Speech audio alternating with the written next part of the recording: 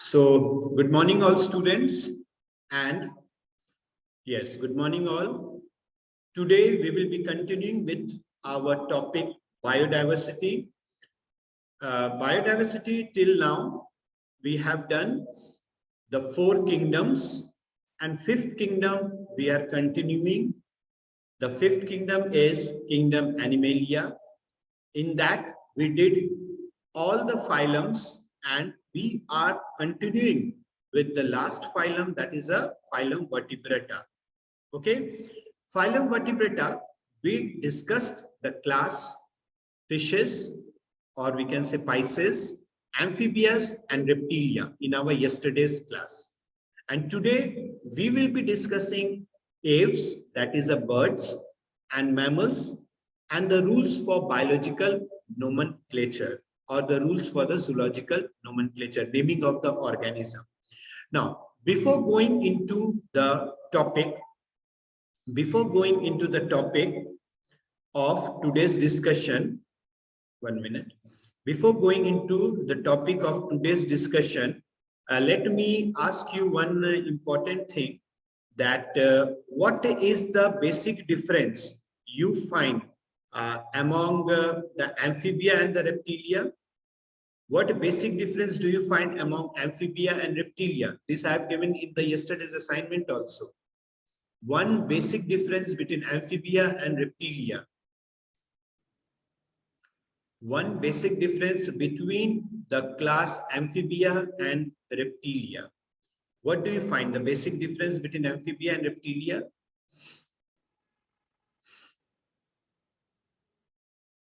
Okay, I got a few answers. Let me check. Okay. Yes, amphibia do not have scales, but reptiles have scales. Very good. Yes, correct. Correct, students. Correct. Very good. Okay. Yes, correct. Very good. Okay, fine. So yes, so now let us begin with today's topic of discussion, that is the birds and mammals. Birds. First, the most important point, or the most important feature among bird is that they are warm-blooded animals. They are warm-blooded animals. Now, students, in our last class, we also we have discussed the cold-blooded and warm-blooded. Can you recall what is cold-blooded, so that we will be discussing the warm blood also? Can you recall yesterday we said that what are cold-blooded animals? What are cold-blooded animals? Yes, through the chat box you reply. Okay, fine. Yes. Okay. Okay. Animals whose body temperature varies with the environment. That means they can change, or they can adjust their body temperature with the external environment temperature. Correct? Yes, these are the cold-blooded animal. And now you see the first very important feature of the aves is that they are warm-blooded animal. That means they cannot regulate or change the body temperature with respect to environmental temperature. They have 4-chambered heart. They breathe through lungs. They have an outer covering of feathers. Their 2 forelimbs are modified into wings for flying. They lay eggs. Now, students, as I told you, when we started the Phylum Vertebrata, I told you that evolution of the heart is also evident. Evolution of heart is also evident when we are discussing the different classes of vertebrata, right? If we start from Pisces, Pisces have 2-chambered heart. If we go to amphibia, 3-chambered heart. And if we are moving from amphibia to reptilia, definitely all the reptilians have 3-chambered, except one, the crocodile, that has 4-chambered heart. But the birds and mammals are exclusive classes that have four-chambered heart. Yesterday, students, while discussing the chambers of the heart, I have discussed a very important key point, that why there is an evolution of the chambers of the heart. Can you recall? Can anyone say why this chambers of the heart has increased from 2, 3, 4? Can you say that why this chamber of the heart, why there is a increase in number of the chamber of the heart as we proceed from Pisces towards amphibia towards reptilia? Yes, very good. Yes, correct. Yes, to meet the energy requirement of the organism as per their complexity. Very good explanation. Very good, students. Correct. You have given the correct explanation for this. Yes, definitely. With the energy, or we can say as the energy requirement of the organism is there, these chambers of the hearts have been, or we can say evolved, or evolution in the chamber of the heart has occurred. Very good. So now the next feature, they breathe through lung. That means their respiratory organ is lung. They have an outer covering of feather. This is very, very important, as because this is the only class where the outer covering of the body has feathers. Okay, here student, one very important point I would like to discuss with you all is that regarding the evolution of feathers. Okay, though the topic of evolution separately we have to do in class 10 also, but since in biodiversity also evolution is indicated or evolution is discussed, so we will be discussing evolution here also. This feather come, or we can say emerged out in bird to provide one function, but later with advancement of the time they also started other function. Student, here I would like to ask you one question. What do you think will be the function of the feathers? The first function at the basic level. Think for the first function at the basic level. Then I will come to evolutionary aspect also. Tell me, what do you think the feather, why the feather came in birds?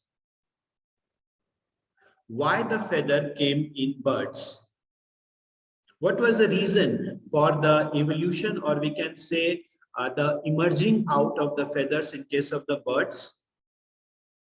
Okay, I got some explanation, some answers I got. Let me check it out. Very good, Divyansh, Priyanshu. Okay. Sanket, yes, Sanket, you have given the two answers, two features. Okay. First, let me see all the answers and then I will discuss. Correct. Okay. Okay. You have given the answer to protect from cold, temperature, and also for flight. See, student, how we will divide these two functions into separate aspects. First, yes, you are right, but first we have to say the feathers came in bird to keep them warm, or we can say for acting as an insulator, to keep their body temperature good enough, warm. But later, not only this act as an insulator, it also helps in flying. Okay, so the two functions of feathers in the bird is first acting as an insulator, and second helping them for flying. Okay, so the outer covering of the, or we can say the two covering are there on the body of the birds, that is the feathers, which is a covering, has a two functions. So both the function is clear to all. Both the function is clear to all. Okay. Okay, fine. Okay. Okay. Next, their forelimbs are modified into wings. Yesterday I discussed, some of you asked me yesterday, sir, what do you mean by limbs? And that time I explained to you that our hand are the modified forelimbs, our leg are the modified hind limbs, and they lay eggs. Okay, they are egg-laying animal. Example, you all know there are many birds: crow, sparrow, pigeon, duck, stork, ostrich. So these are some of the examples of the aves. Common example of the aves. You can see in the image also, the figure of the different aves are also given. Now, students, after this, uh, do you have any queries in aves? You can send your query in the chat box. Do you have any query? Do you have any query?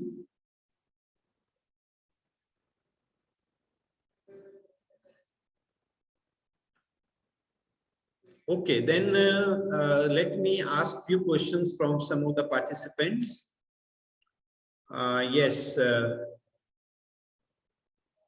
Masoom, you can unmute yourself. I'm giving you the option. Masoom, unmute yourself. Yes, Yes, Masoom, you tell me, what do you mean by warm-blooded animals?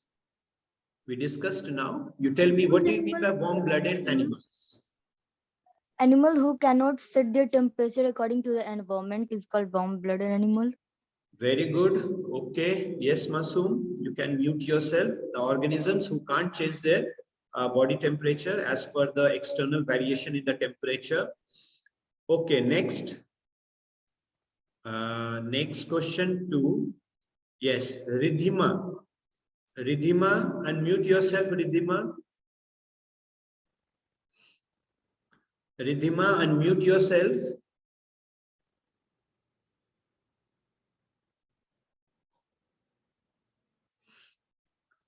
I think, okay, some net issue from her side. Okay, Piyush, Naini. Piyush, unmute yourself. I've given you Yes, the sir. option. Yes, Piyush. Piyush, tell me that what was the initial function of feather and what was the latter evolved function of feather? Be careful to my question. I asked in a sequence, what was the initial function of feather in birds, but what came out the as a latter function of the feather in birds? Tell me. Sir, first it acts as an insulator, Very and good. second, it helps them to fly. Very good. Very good, Piyush. Good. You have given the correct answer in a proper sequence. Very good. Okay, Piyush, you can mute yourself. Okay. Very good, students. Yes. Now let me come to the next or the last class of kingdom, or we can say the phylum. Yes, Priyanshu. Yes. Yes, it is necessary to remember the biological name. Yes, definitely. Because now when we have dealt with the chapter biodiversity, that time it become important for us to get ourselves well versed with the biological names, scientific names. And there are rules also for writing the scientific name. That also we will discuss in the latter part or the last part of this chapter. So, class Mammalia. Mammalia, they are warm-blooded, like that of the birds, as we discussed, warm-blooded. They have four-chambered heart for meeting the energy requirement, because in the four-chambered heart, the oxygenated and the deoxygenated blood flow separately, and mixing of the blood should not occur. Otherwise, energy requirement won't be there. Energy requirement fulfillment won't be there.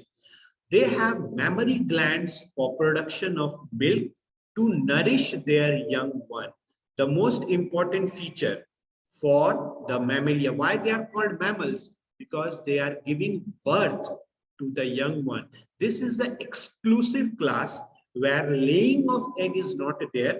Instead, giving birth to the young one occurs. And that is why the term Mammalia has been assigned to it. The skin has hairs and sweat glands. Most of them give birth to their young ones. Some of them lay eggs. This is very, very important question, student. Remember, in mammals also there are two exceptionals, Platypus and Echidna.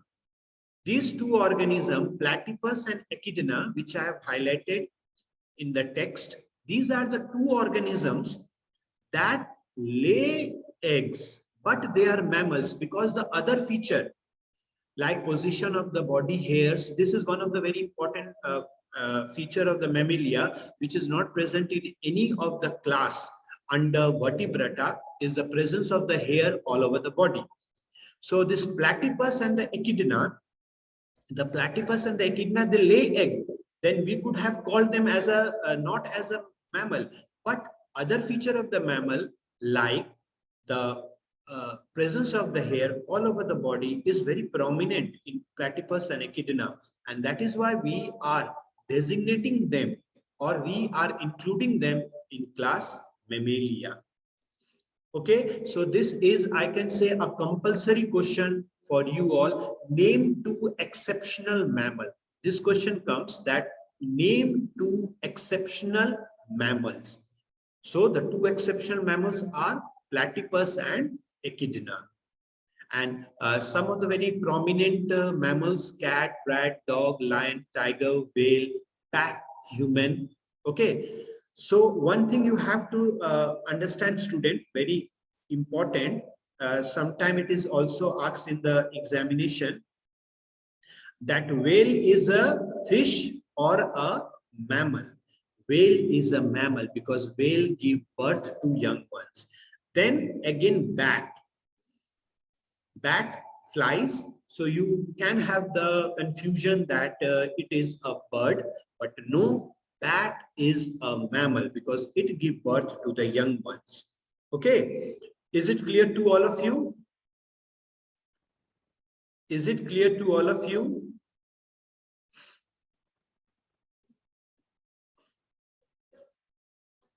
Yes, I'm seeing your remarks. Okay, very good. Yes. So students, okay, very good. Okay, fine. Now we are coming to the last portion or the section of this chapter, that is nomenclature. This is very, very important part, student, as because suppose you must be knowing this also, that different organism, either in terms of, we will say, animals, or in terms of even vegetable, the most common thing which you will coming across is the name of the vegetables. Area or region wise, the name of the vegetable changes. Do you agree with me or not? Some of the vegetables in one particular area are known by one particular local name, and another particular vegetable in another area is known or popularly known by another particular name. Do you agree with me? Yes. Okay, very good. Thank you all. So scientists thought that if people are moving across different area of the world, then there will be a huge confusion. There will be a huge confusion in naming the organism. So scientists thought that let us follow a proper standardized system of naming the organism. And with this, they came with the concept of nomenclature. So what is nomenclature? Nomenclature means naming of organism. So all living organisms have been given scientific names which can be used to identify them anywhere in the world. The system of scientific name is called binomial nomenclature. This is very important term, binomial nomenclature. Binomial nomenclature means your name consists of two parts. Okay, two parts. Name consists of how many parts? Two parts. The binomial nomenclature consists of two parts. The first part is the name of the genus, and the second part is the name of the species. Okay, this scientific name, I'm telling you what is genus and species with the help of one example. This scientific name or naming of the organism or binomial nomenclature was introduced by Carolus Linnaeus, and the scientific name, this was the name of the scientist Carolus Linnaeus, who introduced the concept of nomenclature. This example will help us to understand what is a species and what is a genus. We, the human, the scientific name of human is Homo sapiens. Okay, the scientific name of human is Homo sapien. The first name Homo is called the genus and the sapien is called the species. Remember, student, there are some rules also of naming the organism. It will consist of two parts, genus and the species. The genus will begin with the capital letter. You can see here, Homo, H begins with the capital letter. So the name of the genus will begin with a capital letter. Species name will begin with a small letter.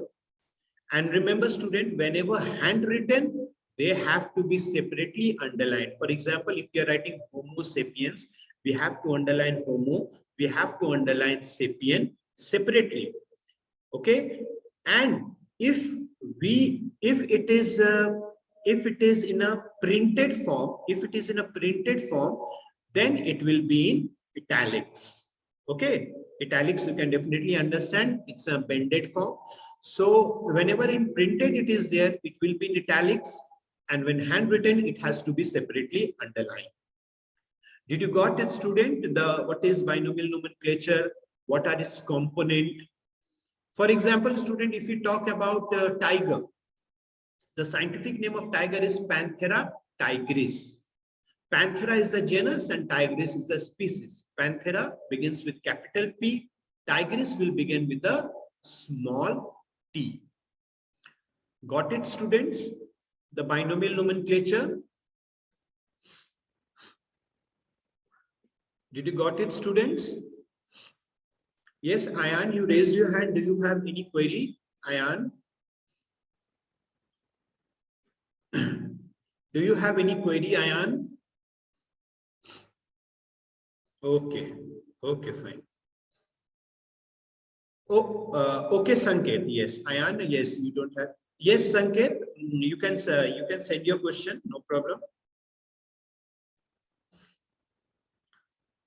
Okay, very good question. Yes, Sanket has asked that bat do not have feathers, but how do they fly? Remember, students, the bat have a membranous wing. Okay, if you will see the wing of a bird and a wing of a bat. Okay, let me come to that slide also. If you will see the wing of a bird and wing of a bat, the bat, this is the image of the bat. You can see my cursor, and this is a membranous wing. And with the help of this membranous wing, the bat can fly. Got it, Sanket? So this wings will be modified into membranous wing. Is it okay, Sanket? Okay. Okay. Okay, fine. Now, yes. Okay, fine, Sanket. Yes, I got your feedback. Okay, fine. So, student, this was our today's topic of discussion. And all of you write down today's assignment. All of you write down today's assignment. In this, we have completed the rediscussion of the chapter biodiversity also. Write down today's assignment. Write down, differentiate between aves and mammals.